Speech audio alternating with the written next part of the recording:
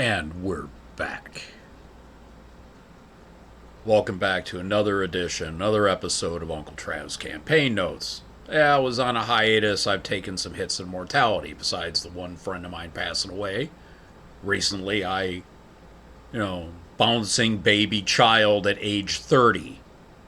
And then this weekend, I found out another longtime friend passed. So, yeah, I'm taking some hits of the mortality and also the impending realization I'm going to be 55 this coming mid-March. So yeah, it's just there were no spoons and just I had things to deal with, and I am back though. That out of the way, and I do dedicate tonight's episode to a longtime friend, the one I found out passed away Saturday. If you are familiar with Metro Detroit sci-fi cons and whatnot, you will know who DJ Brick, aka John Matthews, was. And he passed away very early Saturday morning, like near 1 a.m. And I had known the man probably easily for 25 years. Just he was a staple in the fan community, the con community. He also had a hand in me starting my internet radio show because he and Blasted Bill Putt, the co-creator and former co-owner of DementiaRadio.org, they were out at Bill's house in Lake Orion, and myself and two of my old roomies, one of them was a former girlfriend, we went out there and sat in on the show, and later that helped me decide to start doing the Travcast. So it probably, if it were not for John Matthews, DJ Brick, I wouldn't pretty much be the Trav that you know me with the internet radio show and the podcast and this and the games and the con. So yeah, I dedicate tonight's episode to Brick. And he will be missed. He was loved dearly. He just had a steadily heaping amount of health problems over the past probably like 10 years and caught up with him. And so just between that and everything that's been going on lately, there was a hiatus, but I am back now. And of course, as you all know, the stuff I talk about, the publications I show, the publishers that make those publications, I don't get reimbursed by any of them. This is no plug for them, any of the stuff that I talk about. It's just stuff I enjoy using or stuff I wish to let all of you know. Also, no affiliation with TriTech Games. I love the company dearly. They helped get me to where I am today. If I talk about them, it's for the love. So tonight's topic, I'm going to ask you all a question. Why do you want to run a superhero role-playing game? And so for the old school RPG report, I have 3 quite venerable superhero books, publications. Of course, one of them is the front page of a PDF. I mean, I have the older version of it, but they made a newer one just to get up to that game's current mechanic. So yes, why do you want to run a superhero role-playing game? Well, it's because superheroes are our modern mythology. If archaeologists, hundreds of years from now, or even later, were to sit here and go around Earth, they would find on at least 6 of the 7 continents references, symbols, pictures of the beings we know today as superhero. Batman, Superman, Wonder Woman, Spider-Man, Captain America, Iron Man. All of these characters who you've all heard the stories of kids doing stupid shit because they want to be like a superhero. One of them here hits home. My paternal grandfather had a backyard swimming pool. Some kid tied a towel around his neck, climbed up on my grandpa's garage, and jumped off and broke his leg. Needless to say, that pool was long gone before I ever came around, because it was around when my dad was younger. But it's because we wish to emulate superheroes so much that unfortunately kids do stupid, harmful stuff. Of course, there was, kids that do the fire thing because they want to do the Human Torch. That is why that one Fantastic Four cartoon on NBC back in the 80s, they didn't have the Human Torch. They made up Herbie the Robot. Because they didn't want kids lighting themselves on fire to be like Johnny Storm. That is a bad reason why we, how we emulate heroes, but let's face it, we all have wished that we were, and you get that question, if you had a superpower, what would it be? They are our modern mythology. We look up to these concepts. And technically, superheroes, the first one was the Scarlet Pimpernel. I'm about to lay some knowledge on all of you fanboys out there. Superheroes were created by a woman. the Baroness Orchi, the Scarlet Pimpernel, the literature's first superhero. So all you fanboys right now dissing on the Marvels and giving it shit, get bent.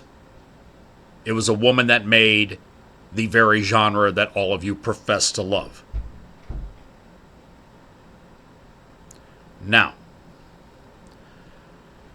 we emulate superheroes, and they are, despite all of their powers and abilities and gadgets and intellect and whatnot, they still have very human motivations. I mean, look at Superman. He was made as the ultimate immigrant. Come from another place, makes a life for himself, and enjoys the American dream. Jerry Siegel and Joe Shuster, two little Jewish boys in Cleveland, made him up. He landed after his home planet exploded, was raised by a farming couple in Kansas, and he was raised with the American values of the time. Work hard, be a decent person, protect the weak, help people out. And so he became the ultimate Boy Scout, and he was shown as the ultimate immigrant. Now, Batman, different motivation. This man had everything, and he had his parents taken from him in an alley in Gotham City at age 8. At that moment, Bruce Wayne died. He pushed himself physically and mentally to be the height of human excellence. He knows like 147 martial arts. He is the world's best detective and escape artist. Probably the most tactically sound hero that DC or Marvel has ever seen. And so these iconic beings are their symbols and whatnot, their likenesses are all over the world. And especially with the past 20 years, with the influx of DC and Marvel movies, even before the DCEU/DCU and the MCU, we had Marvel and DC movies before those two concepts came up. Everything from the Batman trilogy by Christopher Nolan to Blade to the Superman movies of the 70s and 80s with Christopher Reeve. We've had superhero movies kind of going on hardcore for the past 40 years. And, we've had, the third incarnation of Spider-Man with Tom Holland, and before that Andrew Garfield and Tobey Maguire started. And so we know these people and we wish to be like them. We wish that, man, I wish I could swing through New York City or bullets could bounce off me or all that. We emulate them. Yet they still have very human motivations. Peter Parker still has trouble getting dates and he's geeky as hell in high school. But he can lift a bus and go toe-to-toe with superpowered criminals. So we all dream that. And again, everybody's asked, what if you had a superpower, what would it be? Me, telekinesis. That's my first answer right off the bat. Because all the coolest stuff I've seen in the movies, Star Wars with that, and, for me, it'd be telekinesis. So, why do you want to run a game in this genre? That is the question. As my late stepdad would say, that is the crux of the apostrophe. Anyways, so I have the old school RPG report. And I was looking for the right things to do this. I've had this topic for a couple of weeks. It's just life's been trying to kick me down and it didn't work. I'm back here on the Twitch channel now. So I have 3 tonight. I think this is a record for the old school RPG report. All 3 of them are quite venerable superhero settings made by various RPG publishers. And 2 of them are OGL, which means they work with the D20 mechanic in one way or another. The other one is Hero System. Now, the names I'm going to be throwing out there, you probably have heard a lot of these people, and I've probably even mentioned them before. The first one is one I use quite often, and it is Aberrant D20. Let's get the full cover here. Let's do this. There we go. And it is from the Trinity universe, White Wolf, the storyteller universe that they had. And this was converted to D20 by White Wolf and Art House Publications. Sword and Sorcery. And it is the aberrant setting where the space station Galadia was up there in like '08, and radiation hit and novas began. Problem is, there were people with superpowers back in the 20s, and there will be superpowered beings in the 23rd century. So this is the 2008 early new millennium. Heroes are erupting. You have the Mazar and Rashad node, which it absorbs quantum energy, and so your characters can do all the fire, throw the fire and the lightning, have strength and flight and heightened abilities and all that. And it was made for 3.0 Player's Handbook, but all new classes. And let's see, who are the people that actually wrote this? Let me get that going here. Oh, yeah, it's not telling. Okay. Oh, it's in the back. That's right. Yeah, that's how they do it. Paraphrase song. That is how they do it. Okay. Authors: Justin Achille, Andrew Bates, Robert Hatch, Sherry M. Johnson, Stephen S. Long, who we'll be talking about him a little bit later, Mark Moore, Ethan Skemp, and Fred Yelk. Okay.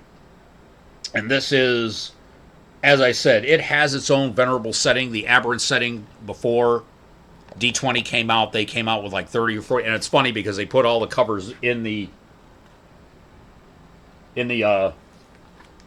inside the jackets, and it's all the stuff that they put out for the storyteller system. Now, the only 3 books that came out for this were The Adventure, which is the pulp, this one, and then Trinity, where it's quantum energy hitting differently throughout different generations. You had early superpowers and extremely lucky people and psychics. Then in here you had just flat out quantum manipulation. And then in Trinity you had psi. Quantum manipulation was taken out in the history of the setting because the aberrants, the novas here, they became aberrants, and it's when your powers go out of control and you start getting weird mutations and everything. But this is a venerable setting. It is a setting that has been around now for probably about 30 years, 40 years. And in the 2000s, early 2000s, they made it into this. And I use it. Matter of fact, in my Travelers campaign, I've combined this and Powered Hero Evolution to give a broader range of powers, because there are some powers in one that aren't in the other. So, yes, I enjoy this. It, as I said, it is one of the 3 venerable settings that I will be talking about in this. And it can be, it's OGO. You can adapt it to Pathfinder, even Starfinder if you want to go that far. 3.0, 3.5, D20 Modern. And in Trinity, they start talking about modern and future building into this. So yeah, you can get the, nobleknight.com and use bookstores, and I do believe DriveThruRPG has this on PDF. It was $24.99 back in the day. They've probably lowered it down.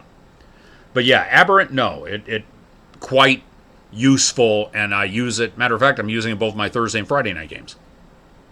Thursday, I'm using it with the Powered Hero Evolution, then Friday, just this by itself for my one friend Gina's character who does empathic and shadow manipulation. The X-Men, the original timeline X-Men universe mutant with her symbiotically linked King German Shepherd Boris. So there is that one. Now the next one, this is Hero System, and it is Aaron Alston's Strike Force. Now this is basically the late great Mr. Alston's homebrew campaign that Steve Jackson was involved in. Yes, the GURPS guy. He was only in for a few sessions, but this campaign went on for years.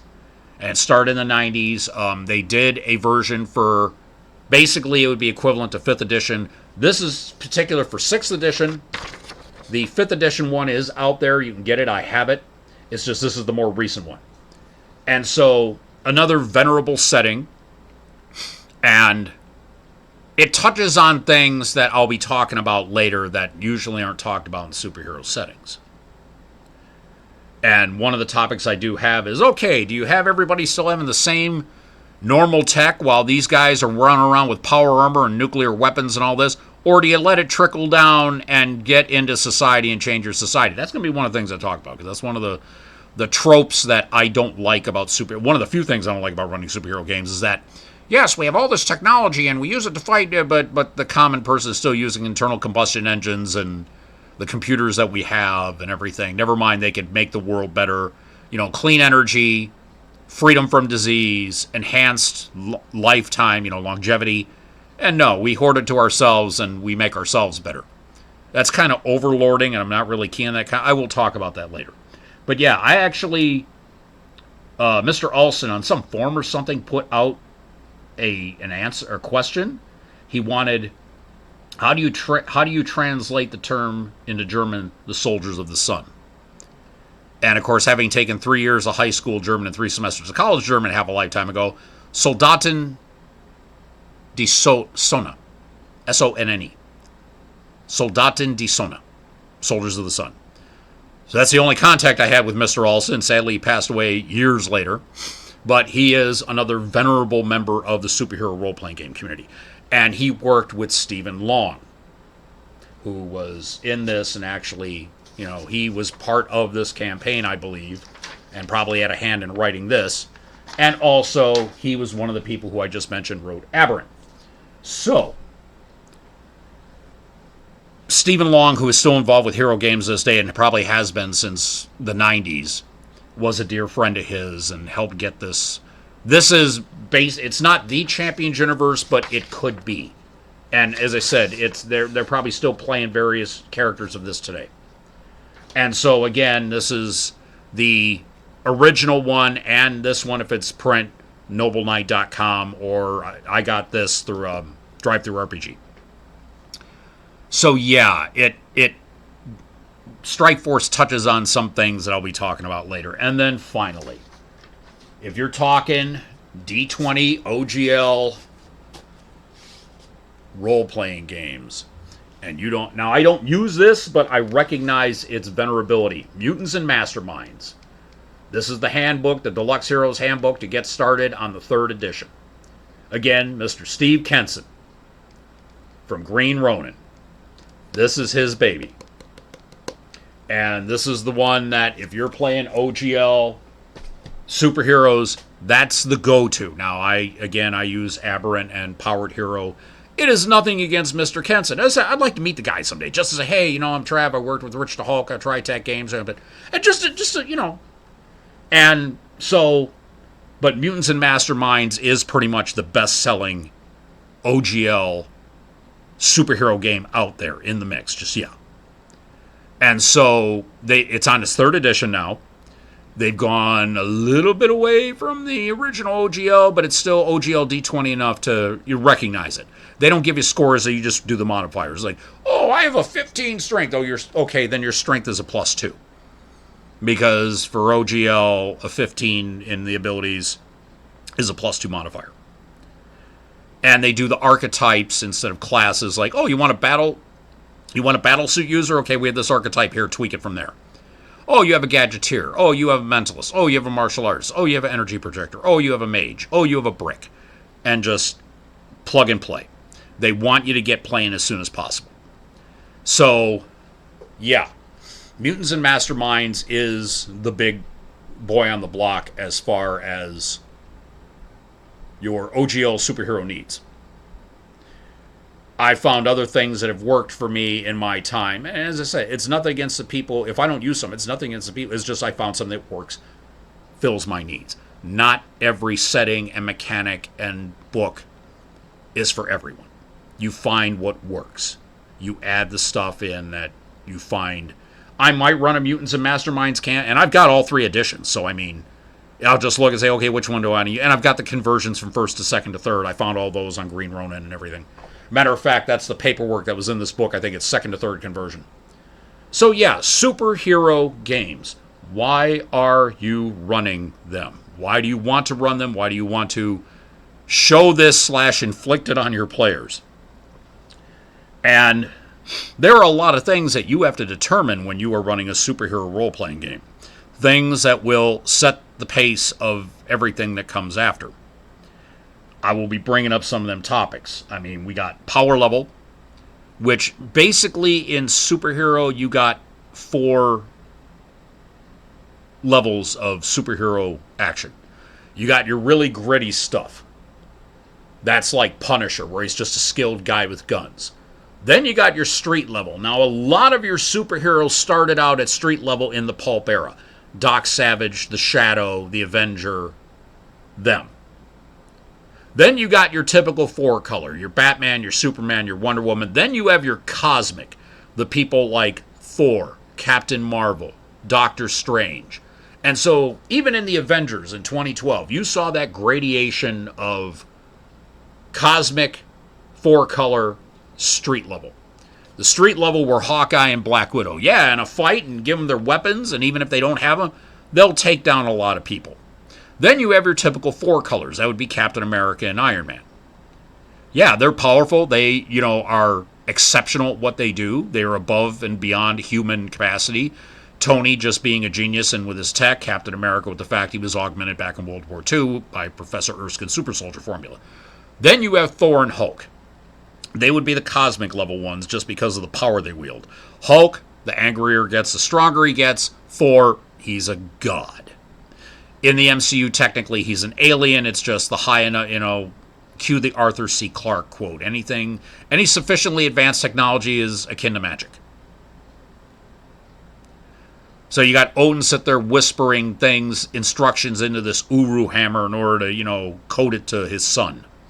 Or whoever handles it has the powers of Thor.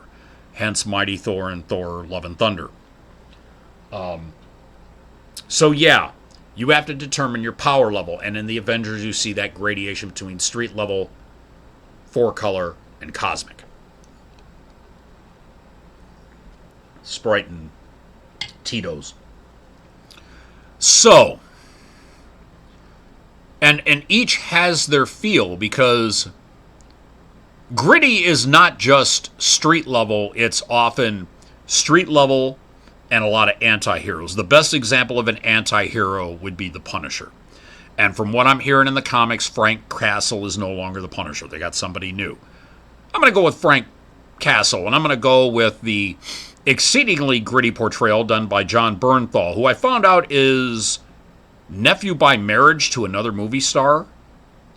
I guess this movie star's niece is John Bernthal's wife. And you don't go by nephew-in-law, so it's just nephew. Matter of fact, I can look it up right now, and we will do this here.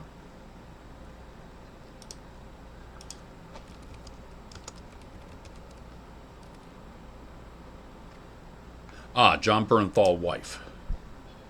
Oh, yes. John's wife is, and they are parents of 3 children, Aaron Angle. Her uncle is WWE and Olympic gold medal winning wrestler Kurt Angle. I was 2 weeks ago years old when I found this out.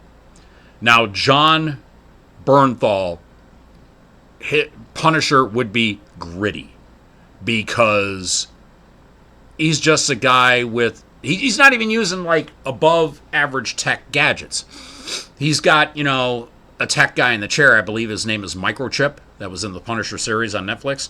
But other than that, he's just a trained Marine with guns and tactics. That's it. And gritty, the tone is often, you're just gunning people down, anti-hero type justice, vigilante type justice, no powers. So when you get up with someone with powers, like at street level, like the Defenders, Daredevil, Iron Fist, Luke Cage, and Jessica Jones from the MCU Netflix series. They're 4 separate series, and then the Defenders itself. Those are street level. Their powers are very light. Now, Luke, yeah, he's got strength and vulnerability. Bullets bounce off him, he can throw people around. Jessica Jones, same thing. Daredevil, incredibly skilled, and he has his radar senses. His other senses are heightened. He lost his sight. Iron Fist is the pulp trope of white guy goes to an Asian mystical land, comes back with martial arts knowledge and like key powers. Hence the Iron Fist. The Punisher and Daredevil are kind of evenly matched because Punisher has him beat tactically, but Daredevil with his heightened senses. If you saw the fights in Daredevil, like the hallway fight that is an homage to the movie Old Boy, and the fight that Daredevil had with Bullseye, yeah, you can tell that these are not just exceptionally skilled people, but they've got preternatural gifts that allow them to be above human. And so, finding out what power level you want to do is very important because it will set the tone for the rest of the damn game. My Travelers universe that I'm running my Thursday night, which has, let's see, Carrie, Will, Rich, Nymph, Courtney, and Breakman Z here on Twitch. That would be 4-color approaching cosmic. Now, my Traveler's Universe, that was an attempt for me being a comic book writer in the early 90s, and it fell through due to a certain person I bred with, hence the 30-year-old child. And so it would now be modern day. Back then it was 30 years ago. It is modern day. It's about 3 years now in the future, 2026. And it's dystopian, it's cyberpunk, there are enhanced individuals, and spatio-temporal manipulators. In other words, they're all manipulating time-space energy to get their powers. They're known as paranormals or metahumans, but the colloquial media term in my universe would be stumpers, because they stump modern science with how they can do the shit they can do. So there are mages eventually in the game, but yeah, you have your 4-color superheroes and some cosmic. Power of the Travelers, my avatar, would be cosmic. He has an entity that is fused with him, and he manipulates the multi-power, which is just... He's got powers. He can manipulate grayish energy and do stuff like Green Lantern. He's got strength and speed and immortality and all. Yeah, he is... I was young and stupid and you know, not jaded, the other word. Idealistic. I've since gotten older and jaded. Stop laughing. And then everybody else is street level. Or 4-color. Flash Fist, Domino 1A, Junior, Druid, Talon Greyhawk, Dark Rose, Moonhawk, Arctic Angel. They're all 4-color. And I'm currently running the Travelers campaign now with this new team called the Cabal. I tried doing it once before, and I was trying to do alternating Thursday night campaigns, like 1 week this, 1 week, and I just had to combine them and move them to another Earth. And now it's back on Travelers Earth, and I'm using stuff from my own canon that I've had typed out for 30 years. I've still got the original notes for the comic. Lansing area comic artist Dean Stahl, Stahl, someone I've known, one of my original gamers, did the penciling for that book. I still have the originals in my room. So running the Travelers world now, it's cool that I'm getting to do this in some form. Problem is also, I was a different person in the 90s. This is 30 years ago. I'm a much different man than I was in 1991, 92. And so I look back, and this is something with all writers. You look at it and you immediately say, as you look at your writing, this is the greatest thing ever. This is unbelievable. And then in 30 seconds, like, this is crap. What possessed me to write this? Oh my God, I suck. And we writers do that. often within the same 10-second time span. So yeah, it's just setting your tone. My Travelers campaign would be 4-color approaching cosmic. Again, power being the cosmic person. Now in this team, the Cabal, we got some cosmic level people. And they're having to do with eons old alien AIs and nanoswarms, and Will's running a soul fracture, which is a magical version of a clone of his iconic Forgotten Realms wizard Zen Falconen, aka Char. They're in the cosmic level. Everybody else is 4-color or a few street level, where they have abilities, but they're there mainly as the NPCs to help guide the PCs along. And they are avatars of myself and my kid Shelly, which is funny because the way I made Sheila Stewart back in 92, seeing how, and 92 and 93, as my kid was born, it crashed in 92, but I still kept writing. And oh yeah, Daniel Stewart, again, pretty much my avatar in Bureau 13. Or, yeah, Avatar, not Mary Sue. Sheila, even back in the day, I'm going, yeah, okay, no, this is how Shelley is. And I'm finding out, oh, God, was I prescient as hell. Because the things I thought about Sheila Stewart back then, Daniel's daughter, it's pretty much, I nailed it with how just my kid is now. As I said, my kid Shelley is 30, working as an engineer at some pipeline place. Basically, they're doing testing for our local power company, DTE. And she's like, they're like middle management. I have to use the right pronouns here. They're middle management. And so it's like, here's your report, Shelley, don't hurt me. That type of, she kind of You're supposed to have those reports to me. Oh, I'm sorry. Okay, here they are. Here. And here's your Red Bull for the morning. You know, and I'm sitting there going, oh, what? You got all these 25 scientists all under your thumb, all scared of you. What the hell? And of course, I'm thinking, channeling her mother. Anyways, my YouTube, my Twitch, I can say what I want. So yeah, it's hashtag I said what I said. Anyways, so Daniel and Sheila would be considered the street level heroes approaching 4-color. Then we have a bunch of 4-color heroes, and then we have a couple approaching that cosmic level. And then, again, it's good to gradiate with the power level like they did in the Avengers. Joss Whedon, despite him being a major dickhead, he did that well. Where everybody got their spotlight time. The 2 spies, the 2 4-colors, and the 2 cosmic levels, they all, in both of his Avengers movies, Avengers and Avengers Age of Ultron, hi Goth Bunny, fucking asshole, yeah. They all got their time. They all got to show off their abilities. They all got to contribute to the mission at hand. First, in the first one, stopping Loki and the Chitauri. By the way, go to Disney Plus and check Loki Season 2. It is fantastic. I just saw the finale. And Tom Hiddleston says, I'm done with the character. 14 years of his life is done, but it's something he does not regret and never will. And then the second one, it was against Ultron. And you saw how all 3 of the power levels, the cosmic level ones got their thing, the 4 colors got their thing, and the 2 street levels got their time. And you even saw it when, spoiler alert, it's like 2014. The Age of Ultron's 9 years old, get over it. You saw Tony send Clint off to do that old school spy stuff to try to find Natasha.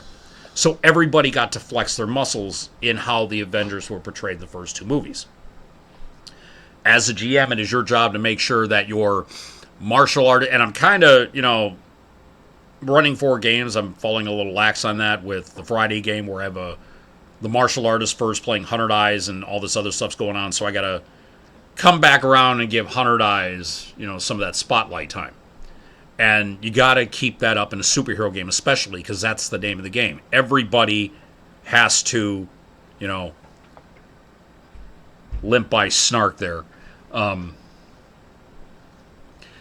the power levels they have to be accommodated for if you're running a multi-power level. If it's all 4-color, then fine, it's just character spotlight.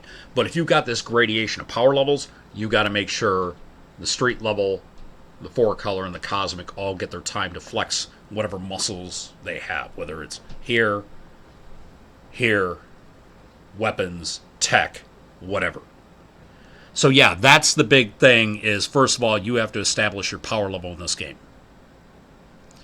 Now, something else is, and this is probably most exemplified in Marvel also you can do that dichotomy of DC and Marvel, but especially in the X-Men. Your like or dislike of the general public of superpowered beings. Now, DC and Marvel have both gone through their gradations and times where, heroes are great, they're wonderful, they protect us on these villains, and other times, what, you have powers? We're going to lynch you. You can't kill us all. That's the thing, and you have, you could have certain types of heroes, like Doctor Strange is a mage. The X-Men are mutants, and Marvel's been dealing with anti-mutant hysteria now, real-time wise, since the 60s. So we're going on 60 years that they're doing this. I don't remember any type of time in the Marvel comic universe, Earth 616 as they call it, where, mutants are pretty cool. No, usually in the Marvel comic worlds, mutants aren't liked. And, of course, it was Stan Lee. It was his, social commentary on racism. Yeah. Wow. Yeah. Just wow. In case y'all didn't figure that out. It was his thing on racism and all the other things. Because it was made in the 60s, and we were having the civil rights movement, where you had African-American, black people, whatever the term is. Every disaffected ethnicity in our country keeps changing the terms. So you say it, and all of a sudden you're in persona non grata because, they don't use it anymore. Well, no one fucking told me. African American, I believe, is the current term for those of African descent. In my time, they were black people. Just not trying to be racist, but times are changing, and we ain't getting the memos.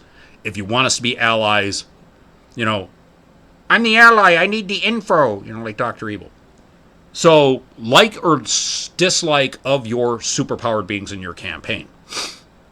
Now, this also talks about, and the thing, Aberrant brings that up, because as the Mazar and Rashad node starts getting a little more influential, taint starts happening, where you start getting all the weird mutations. Oh, he has green skin. Oh, he's got, a vestigial head here on his chest, or, he emits radiation, or his eyes glow, and that's because they're using their powers too much, and they're not siphoning off that excess quantum energy. And so you start, basically, if it gets bad enough, you become an NPC.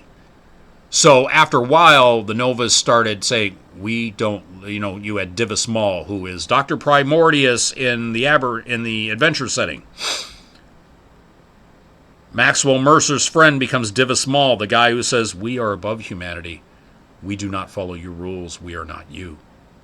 And that's where you get the Aberrant Wars, and then it leads to Trinity, where the Novas and the Aberrants are all off-world because they've been chased. Granted, China needed to be nuked to do this in the game, which we do not promote nuclear warfare in any way, shape, or form. It's part of the story. So, yeah, fear, like or dislike of your superpowered beings. And this will touch into another topic about, laws and stuff. Do you have laws, is this early on in your setting where, this is the first time superheroes appeared? So we have no laws pertaining to everything from just, okay, we have superpowered vigilantes who are hiding the identity and, they're dropping people off at the police station with a note. Well, unless these criminals confess, there's still somebody out there beating the crap out of, criminals and all that. And this is one of the things that have come up about Batman. Yes, Batman is probably one of the most revered heroes in all of superherodom. Problem is, he's a mentally ill man beating up other mentally ill people. And again, the running joke is, you don't need Batman in Gotham City, you need OSHA. It seems it's industrial accidents that make a lot of these superpowered beings. You need OSHA coming in there and cleaning shit up in Gotham City.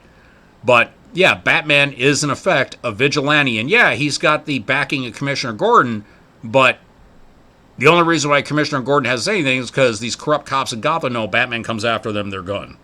They're done. So Commissioner Gordon, despite all of his stuff, technically supports vigilantism. And so that's something else. It's like, do your laws support people running around costume and just kicking the crap out of each other? And if you're powerful enough, causing collateral property damage and harming innocents inadvertently? So these are things that all need to be brought up. The verisimilitude of your game, is it where it is new, superpowered things are new and they got to deal with this? Or is it a superpowered, is it a society that has had heroes for a long time and you're just running the latest generation heroes and they got laws and whatnot set up to make sure that, okay, yeah, you have to buy superhero damage insurance for your car. If somebody throws your car, yeah, you're going to be paying high premiums, but you'll get your car replaced. Because usually a lot of superhero games, and they did, it was a DC, it was the cousin of Bruce Wayne, played by the wonderful actor Alan Tudyk, Wash from Firefly. And I think it was called Powerless, and it was kind of like Damage Control from Marvel in DC, where, yeah, we're the people that write the insurance policies for superhero damage. And they're showing yeah, there's a superpowered fight and someone's car gets picked up and thrown, and then the guy comes out and realizes his car's gone, then he sees it 5 blocks down the street. That type of stuff. Because, like and dislike of superhero and superpowered beings, if heroes are loved, then your populace is like, okay, I realize anytime my car could be used as a weapon, or the building I could have a supervillain flying through it. But these heroes, I would much rather have them than not have them. And then you have the ones where, just superpowered beings suck. Their fight takes out city blocks of people. I'm late for work because of a superhero battle. and I got to sit there and get a demerit or an occurrence on my, because Superman and Parasite were fighting in Metropolis again. I had to go around 6 blocks. Excuse me, I'm now late for work and could get fired. Oh, sure, there was a superhero fight, and then you see Superman fly by when he's done. It's like, and you're looking at your boss like, the eraser to get rid of that occurrence is right over there. Yeah, just make sure. Yeah, maybe use some whiteout to get rid of what's left that you didn't get. Yeah, thanks a lot. I'm going to get to work now. So, yeah, like or dislike of superpowered beings in your setting. That's another thing, because that can set, if you're trying to play an X-Men type campaign and you're there as mutants and you're trying to save people and they don't want to be saved because, help, demon, mutie, oh God, and then, you're trying to stealthily get them out of there, and they're screaming, mutie, help me. And, of course, the villain comes, and then they blame you for it. Well, if you would have kept your damn mouth shut, woman, we would have got out of here. No, you're screaming mutie, and now, you got to pull that flagpole out of your butt, So, yeah, you got to determine that, the like or dislike of superpowered beings in your game, because it will determine how the public deals with you. And also, let's just, and this was a contrast, a couple years back, I saw a couple of YouTube videos. It was made by the same people. I forget who they were, but basically, why the Justice League would beat the Avengers and why the Avengers would beat the Justice League. And it was based on the MCU of the first couple movies, the first 2 Avengers movies, and I think up to Justice League. So it was probably 2017, 2018 this was made.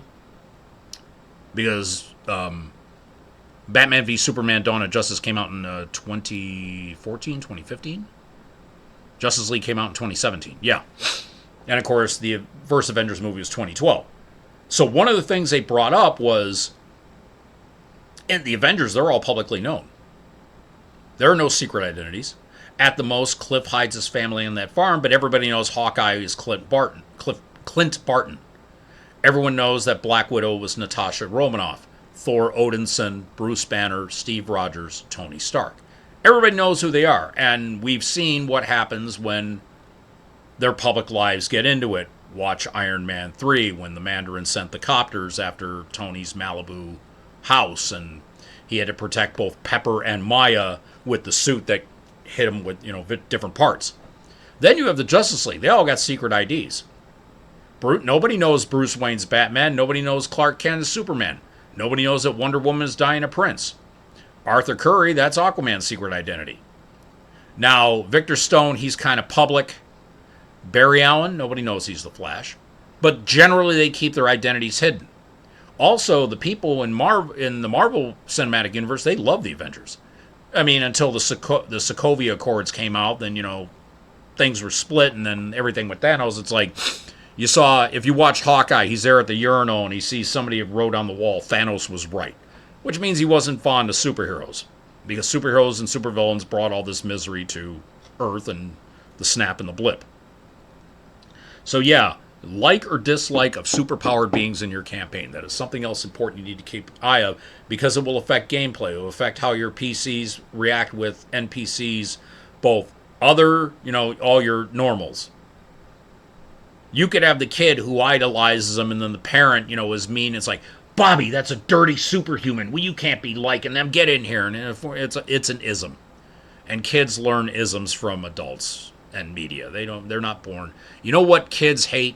Naps and not getting candy. That's what kids hate. Racism and all the other isms they learn from either kids who have learned it or other adults. So yeah, making sure you set that level is a good thing, because throat's getting dry, I needed that.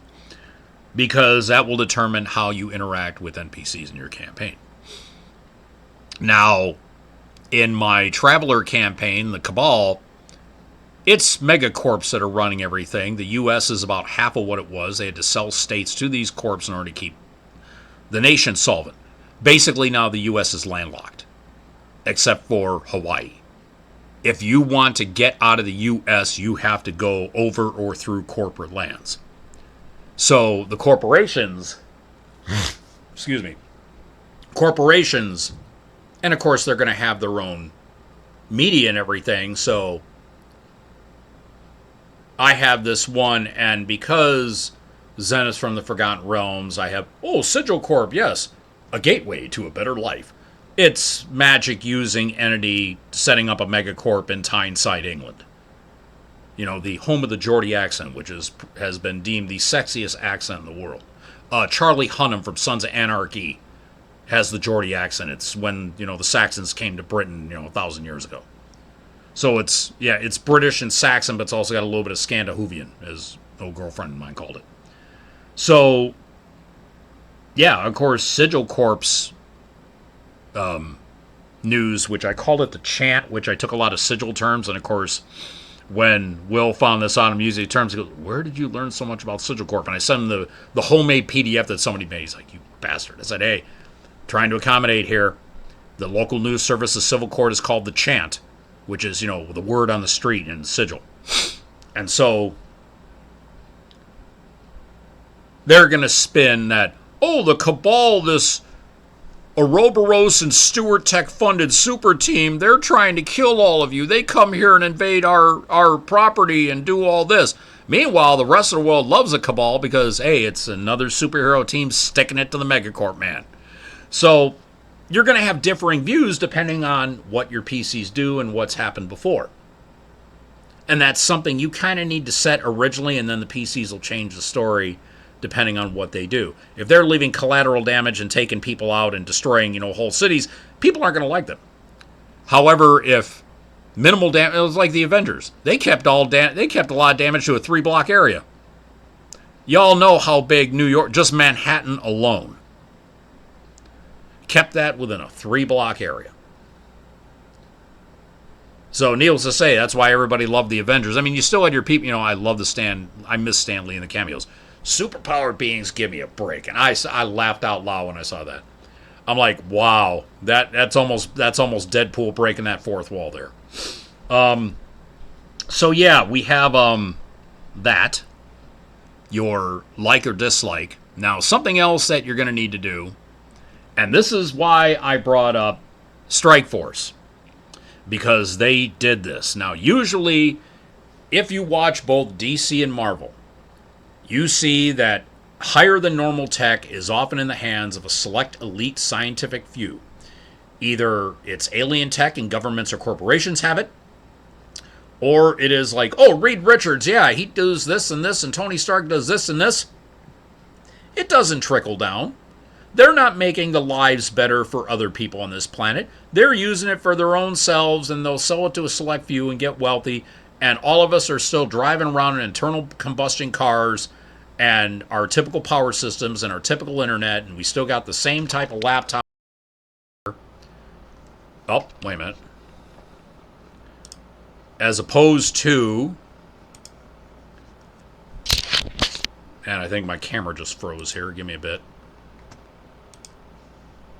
Yeah, I think my camera just froze. Oh, wait, hold it.